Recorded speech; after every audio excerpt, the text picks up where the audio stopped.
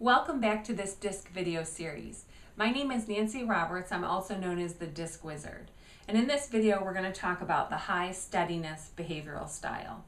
So if you remember from our model in the introduction video, the S behavioral style is introverted but people-oriented. And as I mentioned, that was a surprise to me when I learned the DISC model years ago. I tended to think that people who were introverted weren't people-oriented, which is why they were quiet, which is why they wanted to be alone. But that couldn't be further from the truth, because the high steadiness person is very people-oriented and very interested and concerned in relationships. They just tend to approach them in a very introverted way. So with each of these, I've been sharing something to remember about the each style. And I think the thing to remember with the high steadiness person is what's very important to them is security. And we'll see if I can write almost backwards here. Security is very important to the high S. So high S people tend to be very loyal, very dependable, patient, reliable, methodical in how they do things.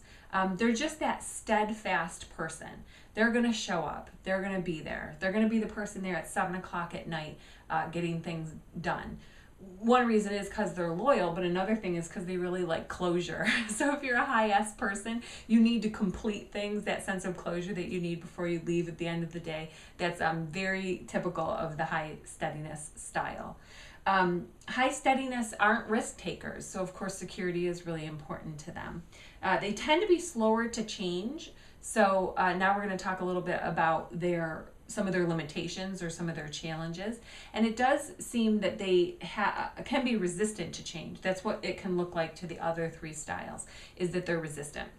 But honestly, it's just that they need time to change.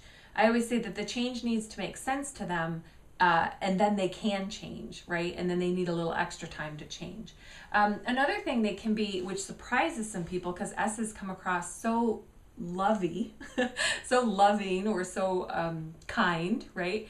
Is that it can surprise the other styles how stubborn the S can be. S's can be very stubborn, dig their heels in, when either their values or their family or something very important to them is confronted.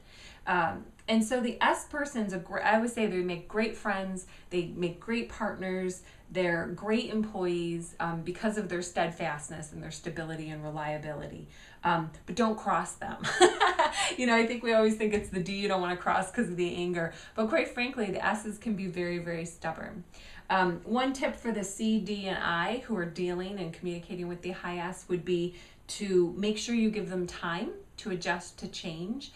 If you're going to throw an impromptu meeting, if you can, give them a little bit of an agenda or an idea of what's coming so that they have time to prepare. S's don't like to stand out in the crowd. They like to kind of hang back, and they tend to be poker-faced as well. They're not very expressive.